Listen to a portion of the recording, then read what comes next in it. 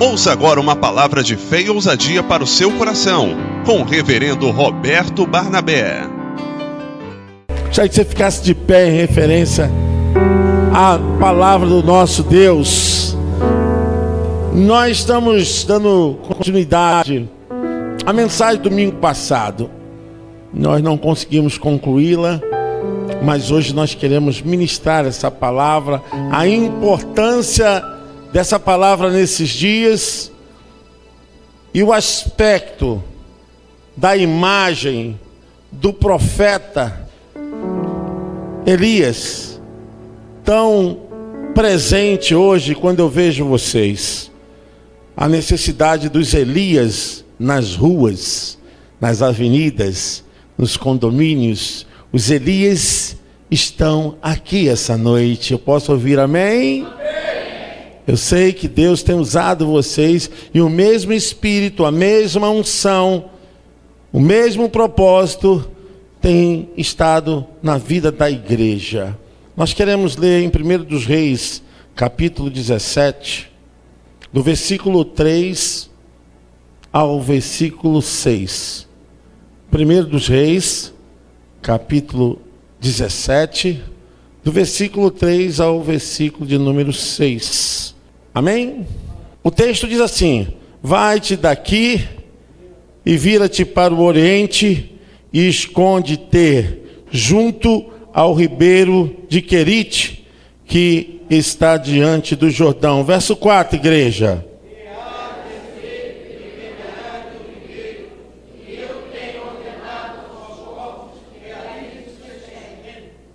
Foi, pois, e fez conforme a palavra do Senhor, porque foi e habitou junto ao ribeiro de Querite, que está diante do Jordão.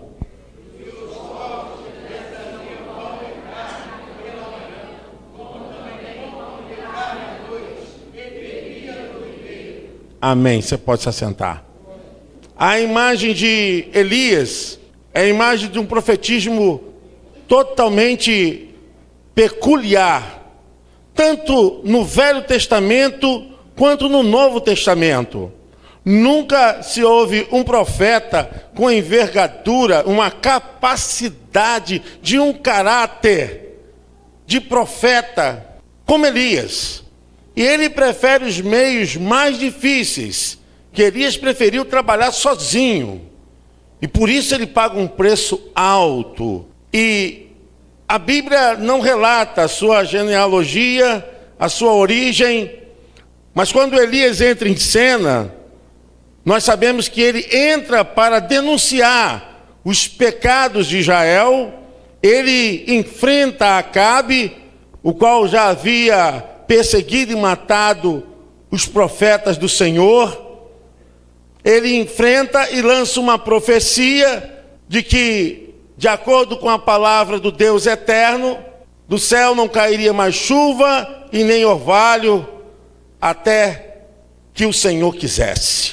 E quando ele saiu dali, Deus dá uma mensagem a ele: se esconde, vai para a caverna do rio Querite, fica lá, porque a fúria de Acabe, o momento em que a profecia fosse se cumprindo, se levantaria contra ele como se levantou, mas não saberia aonde ele estava sendo guardado pelo Eterno. A imagem de Baal dominou a cidade, dominou a nação de Israel. Toda aquela ingressão da ação paganisma, da ação de idolatria, de feitiçaria de Baal, havia sido introduzida no meio do povo de Deus. E isso trouxe problemas sérios para o povo. E Elias se levanta como profeta para enfrentar essa dureza nos corações, enfrentar essa frieza relacional com Deus, e agora o povo se apegando ao paganismo, e no tamanho de um vulto tão grande, que ele substitui a adoração a Deus, a adoração a Baal. E quem se levantasse, logo estava arriscado a sofrer a ira e a fúria de Jezabel, com o dominado infeliz do rei Acabe.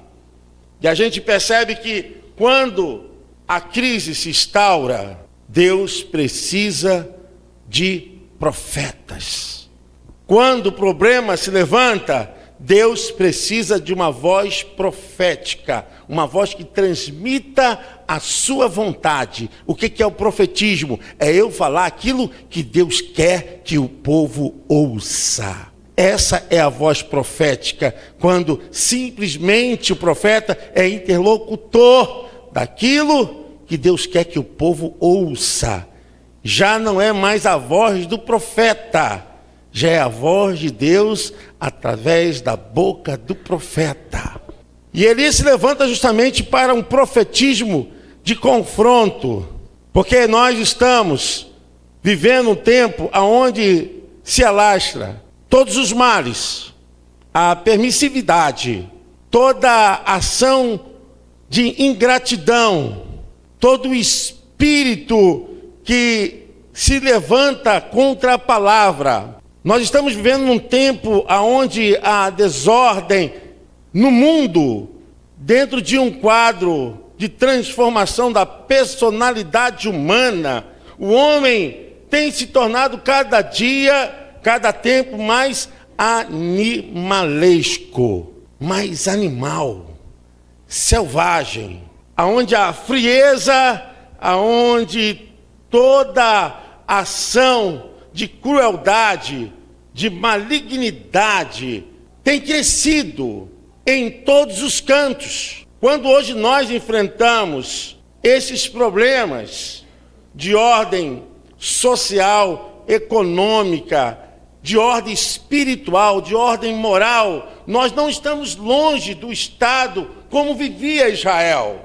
Nós estamos vivendo também o mesmo impacto dessa dominação diabólica, dessa reação espiritual de neutralizar as mentes, de trazer frieza ao coração. As pessoas estão se tornando cada vez mais distantes da vontade de Deus, impregnadas nos seus desejos, nos seus afãs e adorando a Baal, adorando aos deuses estranhos, envolvidos em toda forma de mantra, de desejo que afasta da verdadeira adoração.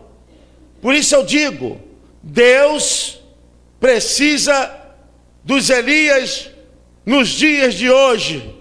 Deus precisa de homens e mulheres que tenham verdadeiramente o caráter, a postura, o revestimento bíblico, a responsabilidade, o compromisso com o Espírito Santo, com a palavra, para enfrentar essa horda maligna, essa frieza, essa maneira como as pessoas estão se comportando diante de Deus. Não é simplesmente um fato normal que está iniciando nessa compostura humana.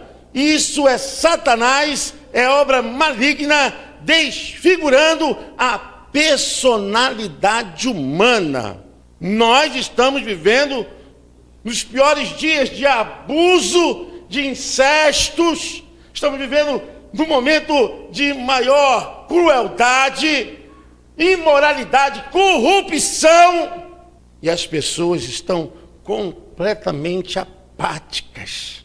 Deus tem levantado Elias nessa terra, amém? Elias nos seus lares, amém? Elias, aonde você for, você tem o Espírito que estava sobre o profeta Elias, de profetizar as coisas de Deus, de quebrar as envergaduras do mal, de desfazer o nó do inferno, a trama de Satanás. A igreja tem esse poder. Você tem esse poder em nome de Jesus. Quando você olha, vê a sua casa, quando você olha, vê o seu vizinho, quando você olha e vê a história das pessoas que estão ao seu lado, você está se conformando com isso? Não é para se conformar, não. É para você levantar como uma voz de Deus. É para denunciar, é para confrontar, é para quebrar as envergaduras do mal, é para denunciar mesmo, dizer: olha, assim diz o Senhor. Amém, irmãos? Você pode aplaudir o Senhor?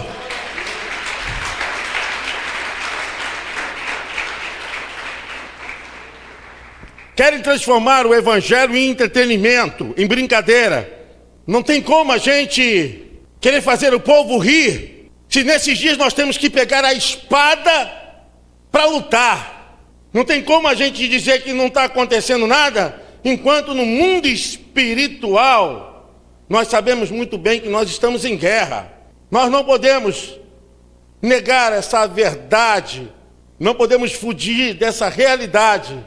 É hora, irmão, de enfrentarmos. É hora de usarmos verdadeiramente as armas espirituais. Deus está levantando os profetas desses dias. Elias é um profeta tremendamente usado por Deus, e a menção dele que aparece com Moisés, com Jesus, no Monte da Transfiguração, uma referência tremendamente forte a respeito da manifestação, da representação do profeta e da lei. Moisés representa a lei, a justiça de Deus. Elias representando o ministério profético que encheu essa terra da vontade de Deus e do querer de Deus. Jesus trazendo um novo tempo, o ministério da graça. É uma figura extraordinária, porque as pessoas até diziam que o próprio João Batista estava com o espírito de Elias, por causa da envergadura e o caráter da sua mensagem. Não podemos brincar. E Elias começou a pagar um preço. Eu quero que você entenda isso. Profeta de Deus, homem de Deus, mulher de Deus, quem anda na presença de Deus, não tem como fugir. Nós vamos pagar um preço, irmãos. E a coisa que a gente percebe nesse texto é que Elias, ele tem necessidade. Tem necessidade. Deus sabe as suas necessidades. Deus sabe as minhas necessidades. Deus conhece cada situação que ocorre com os seus profetas. Deus sabe. Deus não se esquece de ninguém. Quando nós olhamos esse texto, vemos o quanto Deus teve o cuidado de guardar Elias da destruição e da fúria de Acabe e de Jezabel. Eu quero te dizer, ora, levante a tua mão com fé, se você crê. Levante a tua mão com fé, se você crê. Deus tem guardado a tua vida, a tua família. Deus tem guardado os seus dias. E pode se levantar a fúria que for, pode se levantar a autoridade que se nomeie, toda apostasia maligna contra a sua vida que não tem poder, porque Deus te guarda e Ele te guardará, e ninguém pode tocar no ungido de Deus, amém? Você pode aplaudir o nome do Senhor?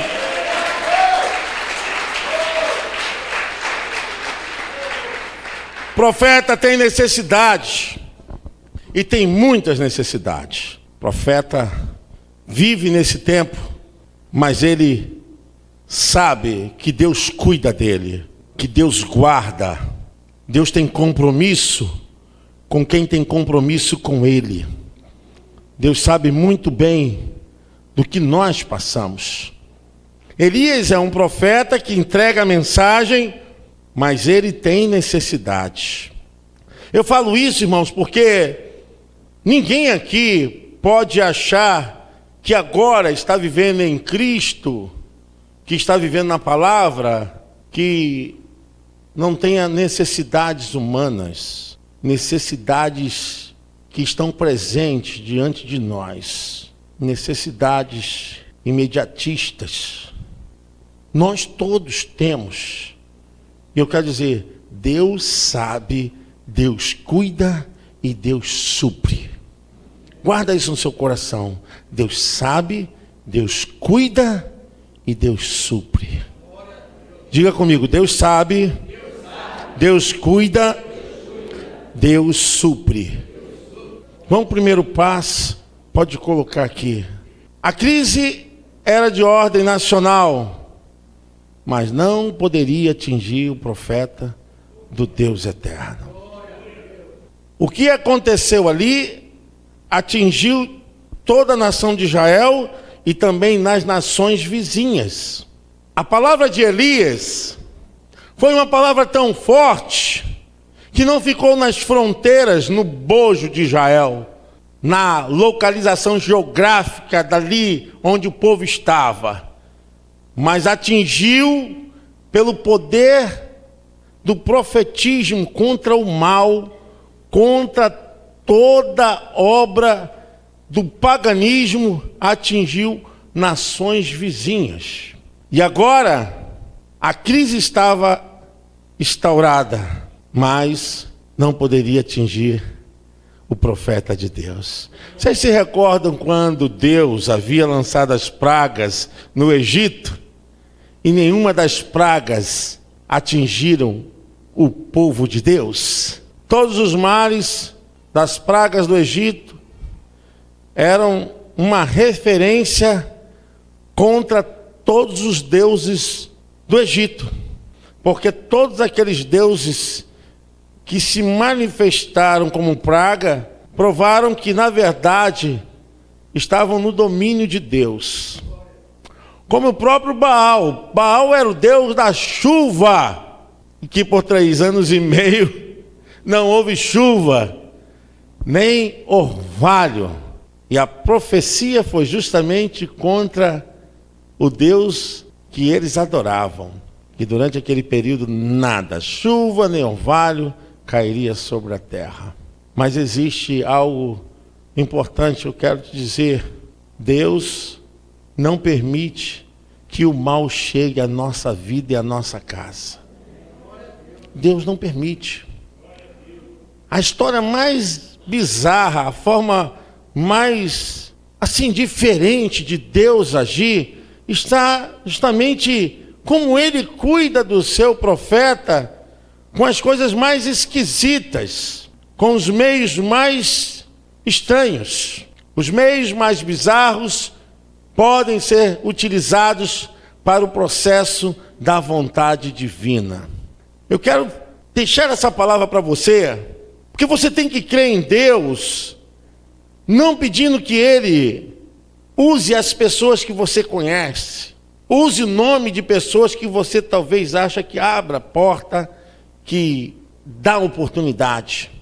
Nós temos que aprender a confiar em Deus, que Ele é capaz de tirar os amuletos, de tirar todos os amparos, todas as bengalas espirituais, para dizer, agora você tem que depender de mim, tem que confiar em mim. Porque o fato de nós confiarmos em Deus, quando ainda temos as bengalas e os apetrechos para buscar, tentar reinventar o espiritual e a responsabilidade desse contato com Deus, essas coisas na verdade nos levam a uma vida não responsável na fé. A responsabilidade da fé é gerar em nós confiança, mesmo quando tudo está ruim. A responsabilidade da fé dentro de nós é responder às expectativas que estão fora de nós, dizendo o seguinte: ainda que o mundo se transtorne, que braveje os mares, eu todavia confiarei no Deus da minha salvação. É uma fé que não precisa de arranjos, porque é gerado dentro de nós essa confiança pelo estabelecimento da palavra, do conhecimento, que atingiu a nossa capacidade de crer em Deus, independente do que esteja acontecendo. Olha, os meios mais bizarros, Deus diz: ó Elias, fique lá na caverna do rio Querite, porque Acabe se levanta contra você, mas eu vou te guardar. Talvez Elias pensasse: virão pessoas para me sustentar. Bem provável que algum agrupamento virá para fazer a minha guarda. Deus faz o seguinte: eu já falei com os corvos, E eles vão levar pão e carne de dia e de noite. Vocês viram que profeta, quando está em crise, não tem jejum, né, irmãos? Quando está em crise, a gente tem que comer. E dependente do profeta, né? Dependente do profeta, ele come muito. O profeta come muito. Às vezes os pastores aí comem com a beleza. Come bastante. Come bem.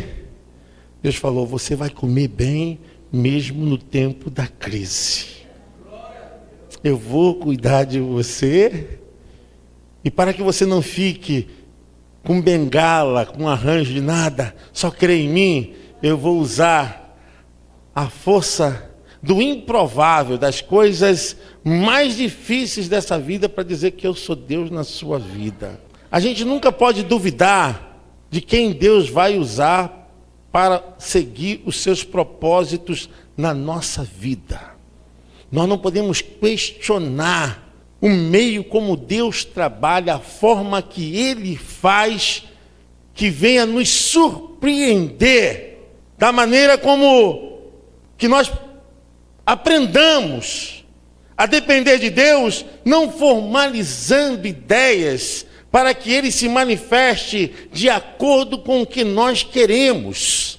Eu gosto muito daquela passagem quando Nicodemos pergunta a Jesus como ele poderia nascer de novo, se ele entrar no ventre da sua mãe. E Jesus falou, o vento assopra para onde quiser, e ninguém sabe de onde vem e nem para onde vai. Jesus falou, assim é a obra do meu poder, é o Espírito do Senhor, Ele é livre para agir como quiser. Deus é independente de qualquer acerto teológico, Ele é independente de qualquer pacto doutrinário. Deus é totalmente livre para agir sem seguir regras denominacionais. Deus é livre para fazer o que Ele quiser, da forma que Ele quiser, do jeito que Ele quiser, porque Ele é Deus, e agindo Deus, quem impedirá? Foi quebrada ali as envergaduras dos pensamentos. Deus trabalha com coisas mais bizarras para provar, eu sou Deus da tua vida. Não se surpreenda se Deus começar a fazer coisas que você não entenda. O problema nosso é que queremos sempre ser crentes filosóficos. Queremos saber começo, meio e fim das coisas. Deus simplesmente fala assim, creia em mim, porque eu sou Deus da sua vida e farei obras maravilhosas e ninguém impedirá. Amém? Você pode aplaudir o Senhor?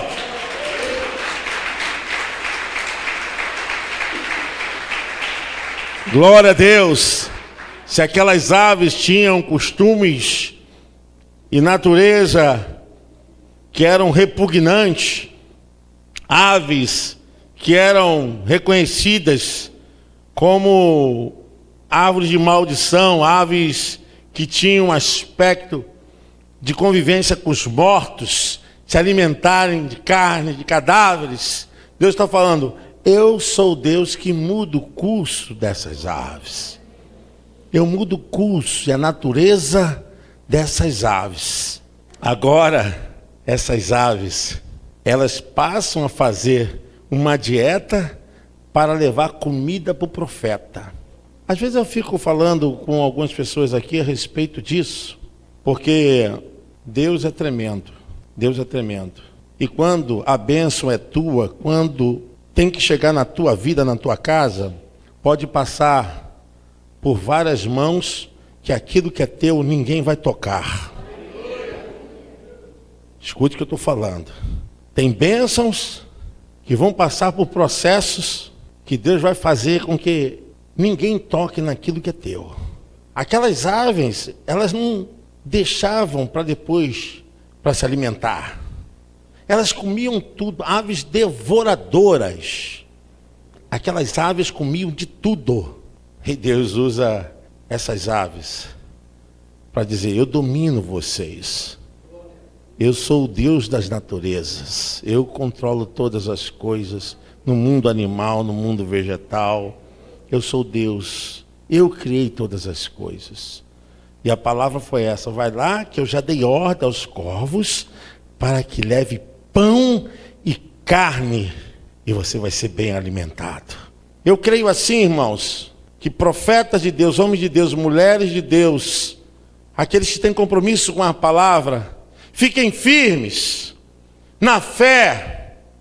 Nós ainda cremos num Deus monoteísta, em um só Deus, uma só fé e um só batismo. Estamos debaixo desse sacerdócio. Se ele precisar para te convencer, para te guardar, para não deixar que você desfaleça, ele vai fechar e vai fazer com que coisas sejam impedidas, para que você tenha acesso de receber o que ele tem de coisas mais bizarras. O profeta sendo alimentado de dia e de noite pelas aves. Deus cuida ou não cuida? Talvez você esteja pensando: o que vai acontecer? O que eu vou fazer? Oh, meu irmão, creia que no mundo espiritual Deus pode agir. Isso vai chegar a você. Não se desespere, porque a similaridade, os corvos ainda estão voando. Ainda tem profeta com necessidade, ainda tem profetisa com necessidade, ainda tem gente que precisa receber, e Deus vai levar, ainda que seja por meio mais difícil. Ele vai levar e vai entregar na tua mão, vai entregar aonde você estiver, porque não depende do lugar, nem da região, depende do compromisso que ele tem contigo. E ele tem esse compromisso com você. Você pode dizer amém? Você pode aplaudir o Senhor? Glória a Deus, aleluia. Pode passar. Aleluia. Glória a Jesus. Ou sim, pode voltar. Obrigado. Volta anterior para mim, Ju. No meio da crise, esteja aberto para as mudanças de planos. E eu estava assim meditando muito esse texto. Todo pregador, estudioso, pega a minuciosidade. Isso é o importante da mensagem. É você ver aquilo que ninguém vê. E eu quero ler com vocês esses 2 versículos. Sucedeu que, passados dias, o ribeiro se secou, porque não tinha havido chuva na terra. Então veio a ele a palavra do Senhor, dizendo: levanta-te e vai para Sarepta, que é de Sidom, e habita ali. Eis que eu ordenei ali a uma mulher viúva que te sustente. Às vezes, queremos criar agenda para Deus. Queremos que Deus faça a sua vontade, mas estabelecemos as metas a serem realizadas por Deus. Deus mandou Elias ir para a caverna de Querite e ficou ali, sendo sustentado de uma forma sobrenatural, escondidos, estava Elias, mas Deus muda os planos. Deus não é estático, Deus é dinâmico. Diga comigo: Deus não é estático, Deus é dinâmico. Deus não para. O próprio Senhor Jesus Cristo falou: meu Pai trabalha e eu também. Não queiram engessar Deus, colocar Deus numa redoma. Às vezes nos comportamos achando que a coisa tem que acontecer daquela forma, e quando Deus está falando: eu estou mudando os planos, eu estou mudando os planos. Engraçado, irmãos, que os planos de Deus sempre é colocar o profeta numa fria, é botar o profeta numa furada. É interessante como só muda a região, mas o estabelecimento da base da fé é a mesma. Porque Elias deixa de ser atendido pelos corvos, para ser atendido por uma viúva pobre que estava morrendo. E eu fico observando essas coisas, que na vida do crente, nós precisamos estar maleáveis às mudanças que Deus faz. Ah, mas era assim, e tinha que ser dessa forma. Na vida daquele que está nas mãos do Senhor, Deus faz como Ele quer. Amém, amados? Deus trabalha como Ele quer.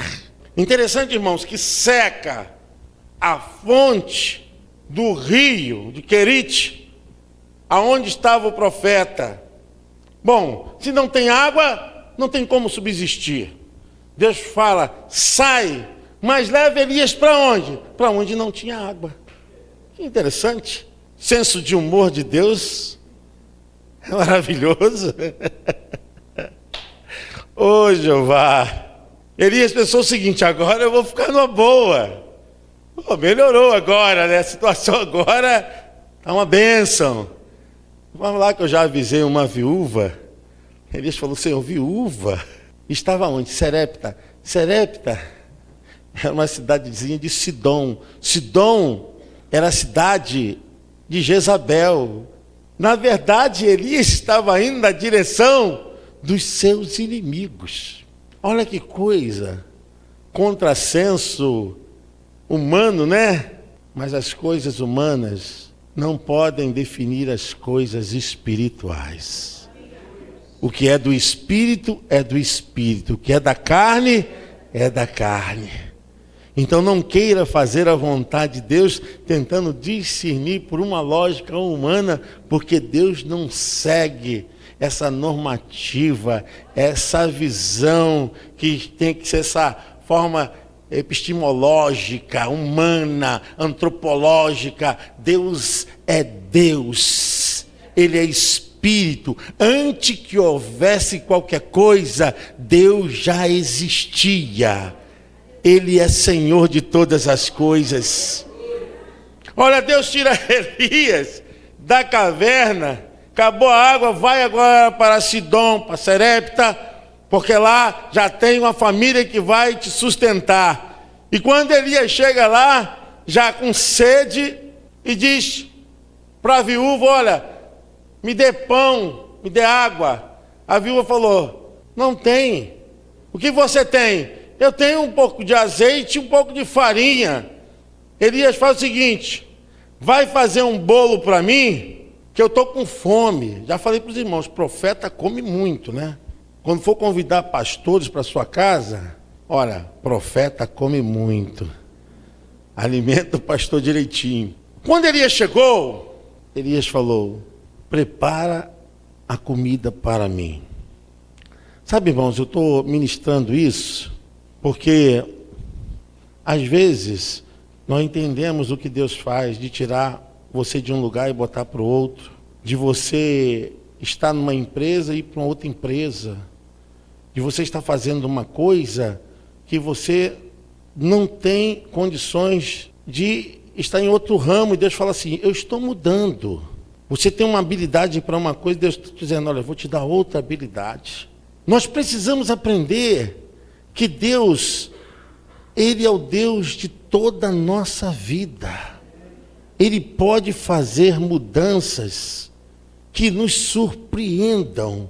E muitas vezes você até pensar que aquilo não é um sinal de que tudo vai dar certo, quando na verdade o certo é você estar no centro da vontade de Deus. Não é região, não é as mudanças profissionais, não é o trabalho. O certo é quando você está no centro da vontade de Deus, aonde se estabelece a graça, o poder, aonde se manifesta o amor, aonde realmente há a libertação, a cura e a vitória, a prosperidade, a frutificação, aonde verdadeiramente o amor e a bondade começam a serem regidas à sua volta. Elias chega ali e Elias diz, ó Senhor, mas aqui é terra de meus inimigos. E a gente cita aqui todo domingo, né? Se Deus é por nós, se Deus é por nós, você pode aplaudir o Senhor?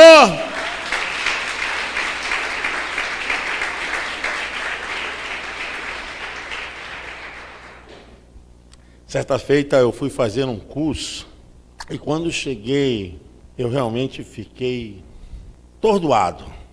E falei para Daílze que eu não entendi nada. Eu fiquei, irmãos, perdidos. Eu vim chorando de Botafogo até Nilópolis. Eu falei, Senhor, por que eu fui para lá? Por que eu fui para lá? Eu não entendi nada, o ambiente totalmente diferente. Botafogo, só gente, uma situação econômica muito elevada. Eu falei, Senhor, o que eu estou fazendo aqui? E o camarada vai dar aula, meu Deus e meu Pai, eu não entendo bulufas. Aí, Deus que move, Ele providencia para estabelecer aquilo que Ele quer, independente se estamos em terras estranhas. Ele vai à nossa frente, nós não falamos isso aqui? Consertar os caminhos tortuosos, quebrar as portas e tirar os ferrolhos, para te dar o quê? As riquezas, para que saibas o Deus que te chama. Amém? Irmãos, se hoje a minha capacitação psicológica é fundamentada dentro de uma clínica, é nessa clínica que eu mais disse que não havia entendido nada. Olha o que Deus faz. Eu quero dizer para vocês, o modo de Deus trabalhar pode nos surpreender, pode tentar tirar o nosso fôlego de respiro. Fica firme, porque os planos de Deus não podem dar errado. Os planos de Deus não dão errados, amém? Diga assim, os planos de Deus na minha vida não vão dar errados. Amém? Você pode aplaudir o Senhor? Glória a Deus. Elias pede a mulher para fazer o bolo. Sabe o que a mulher diz? Senhor, só tem um pouquinho de farinha, está aí na panela, e um azeite que é uma gotinha que está na botija. Elias, faça o que eu te falei. Profeta abençoa, mas profeta quer comer primeiro do que todo mundo, né? Profeta. Eu me lembro uma vez que o pastor Humberto, cadê o pastor Humberto? O pastor Humberto fez, rapaz, eu vinha sonhando comer aquela galinha, aquele frango maravilhoso, aquela coisa. Pastor Humberto e irmã Valéria fizeram. Meu Deus, olha, gente, Valéria botou. Aí estava sentado quem? Os profetas, né? Só sangue de Jesus tem poder. Aí pastor Humberto botou aquele frango maravilhoso, né, pastor? Poxa, foi. Aí quando botou lá, aí estava cheio de profetas na mesa, né? Na hora que eu ia botar, o telefone toca. Falei, Jesus Cristo, o que está acontecendo? Aí quando eu olho, Daílze, eu já saí da faculdade, filho. Na hora que eu ia pegar o garfo,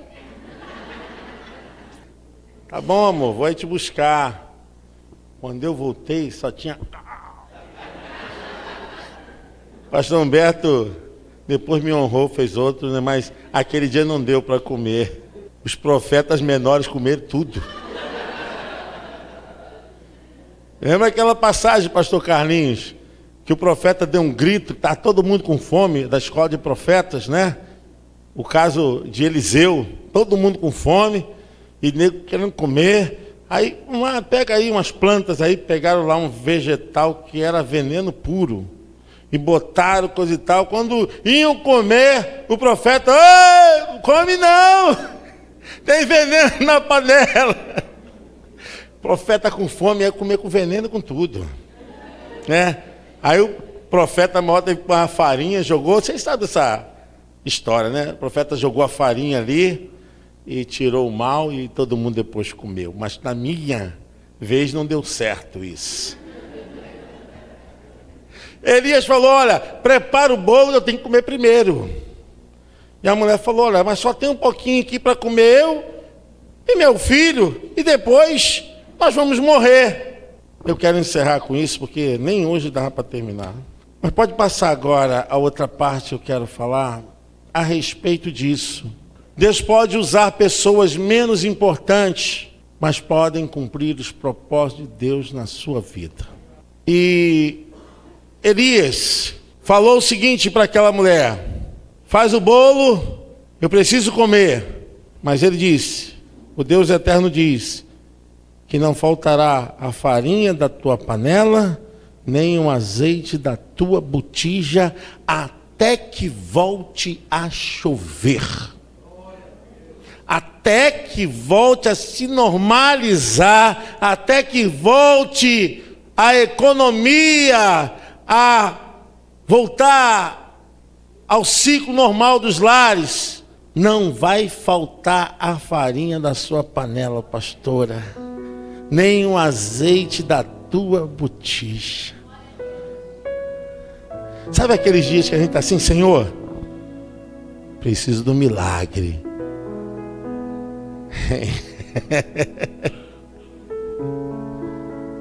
E Deus diz, não vai faltar a farinha da tua panela,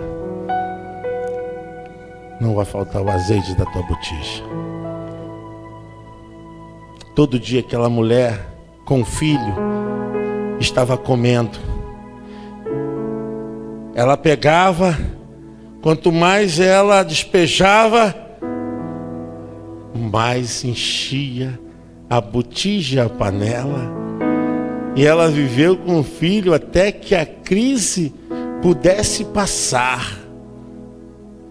Sabe, essa relação que nós temos com o sobrenatural, ela não pode parar.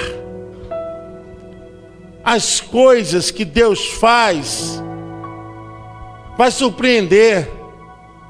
Confie em Deus, porque não vai faltar a farinha da sua panela, nem o azeite da sua botija.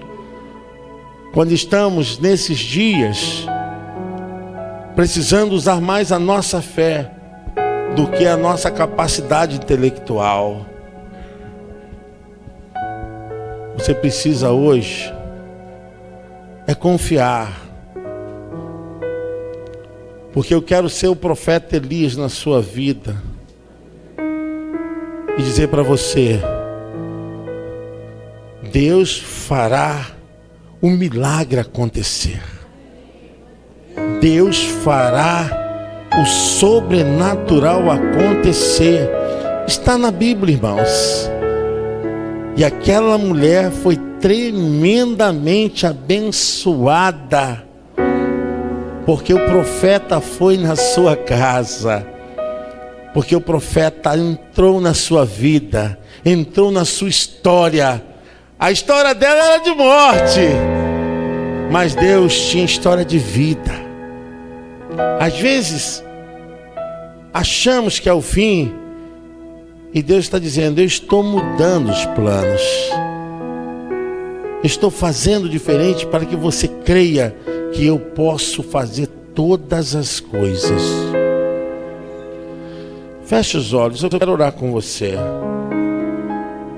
Senhor Deus e Pai, nessa noite nós queremos entregar, Senhor, toda a nossa vida, todo o nosso ser a Ti.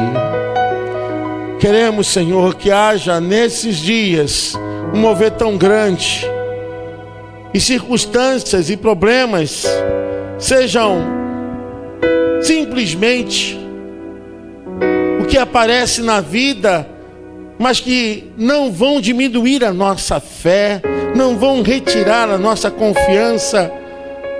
Pelo contrário, Senhor, com tantas objeções e dificuldades, nós vamos crescer mais e mais, e estaremos prontos, aptos, para ouvir e entender que Tu és o Deus que faz como quer, porque o Senhor tem nas mãos poder, autoridade, soberania e governo. Estão em suas mãos, ó Deus. Pai, que haja os profetas, os Elias estão nas ruas, Senhor. Estão aí por todos os lugares. Que haja, Senhor, esse espírito desbravador, valente, convincente, dinâmico. Esse espírito, Senhor Deus, que contra-ataca o mal, que vai à frente, que não descansa enquanto não ver a justiça do Senhor sendo realizada.